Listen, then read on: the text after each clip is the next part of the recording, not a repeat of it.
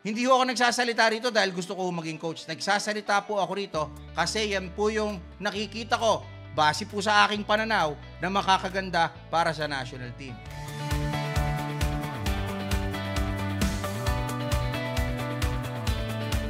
Ang masasabi ko lang sa nangyayari ngayon sa Philippine basketball is nakakalungkot po, ano?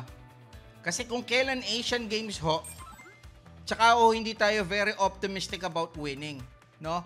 We were looking so high at the World Cup that we forgot, no, na yung Asian Games na doable for us to win, yun ho ang napabayaan natin. Hindi nyo napansin yun? World Cup po tayo ng World Cup ng tumingin. Nakalimutan ho natin yung Asian Games kung saan yan ho yung magandang gauge and barometer how far we have gone. And with this development, yun pong untimely resignation, ito pong si Coach Chota Reyes na nun pa ho natin hinihiling at hindi ko ho alam kung bakit, kung kailan ho natin siya kailangan tsaka ho siya nag-resign, mas masakit po yun. Laluhong nabulabog yung programa ng Gilas that led to the PBA now volunteering to help yung ating national team, which is hindi po sana. Why? The PBA is different from international basketball. Sistema, laro, rules, iba po yan eh. Diba? How many times have we failed in the past sending PBA teams, a core of PBA teams, doon po sa international games pero wala pong nangyari? Ang palusot ho natin yan, ang paliwanag ho natin dyan is meron ng gelling, meron ng core, may sistema na pero sasahugan nyo ho ng ibang mga player, papasok na naman po doon yung problema. Wala na naman pong cohesion. Dapat ho, ito pong problema na to sa Asian Games na foresee na ho natin even before the World Cup. Mas mahalaga po sana sa akin yung Asian Games dahil mas kaya ho natin ito eh. And apart from that, yung respect mo sa world basketball will begin with how you perform in the Asian Games. Sa Asian Games po, andyan dyan po ang respeto ng mga kapitbahay natin, andyan dyan po ang tunay na aksyon sa kontinente natin. Yan po ang napabayaan natin. So what do we do right now? We have to revisit our Gilas program. Bakit ito kailangan? Nakita ho natin yung mga problema ngayon. Mula po sa coach, mula po sa availability of players. So if we're going to revisit the Gilas program, alamin ho natin kung saan ho tayo naging malakas at naging successful before. I-adapt ho ulit natin yon. Saan ho tayo pumalpak? Huwag na ho nating ulitin yon. Ganun lang ho kasimple ang gagawin natin. Yung mga failures po natin, yung mga naging rason kung bakit po tayo sumabit, kung bakit ho tayo nagkawindang-windang dati, iwasan na po natin yon. So ano ibig sabihin nun? Kung may mga individual, may mga coach po na sumablay na dati, huwag na ho natin ibalik. And the next thing is we should form. It's imperative that we form a Gilas 3.0. When I say Gilas 3.0, mag-focus po tayo dun sa mga amateurs po natin. It's going to be a tall order kasi hinihikayat po silang maglaro ngayon sa Japan. Korean Basketball League, andyan dyan din.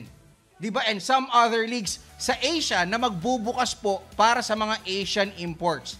Ginagawa po yan ng mga kapitbahay natin kasi po gusto nilang i-improve, itaas yung basketball po nila.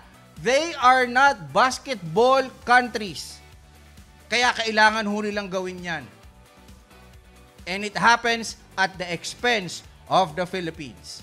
Yan po yung tunay na nakakalungkot. Now, when we form a Gilas 3.0, kumuha po tayo ng coach na will start from scratch. Wala pong politika, wala pong ibang teams na sasalihan sa PBA o sa UAAP. Focus lang po siya sa Gilas.